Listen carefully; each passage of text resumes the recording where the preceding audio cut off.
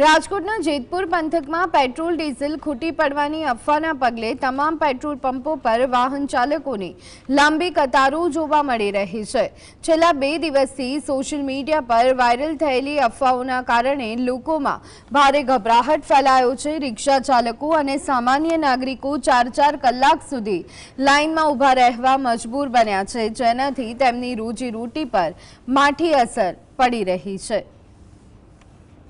4 દી થઈ ગયા અમારે અને બધે પેટ્રોલ પંપે એવી હેરાની થાય છે। 3-3, 4-4 કલાકની હેરાની થાય છે અમારે। કેવી પરિસ્થિતિ છે? બહુ પરિસ્થિતિ છે હો અમારે। જે 2-3 દિવસથી હજી અફવાઓએ જોર પકડ્યું છે કે પેટ્રોલ ડીઝલનો સ્ટોક ખાલી થઈ ગયો છે એવો, પણ એ અફવા છે માત્ર। તમામ જગ્યાએ તમામ પેટ્રોલ પંપે પેટ્રોલ ડીઝલ મળી રહેશે, એટલે કોઈ અફવાઓથી દૂર રહેવું અને અફવાઓના હિસાબે ક્યાંય પણ કોઈ પણ જગ્યાએ ઘર્ષણમાં ના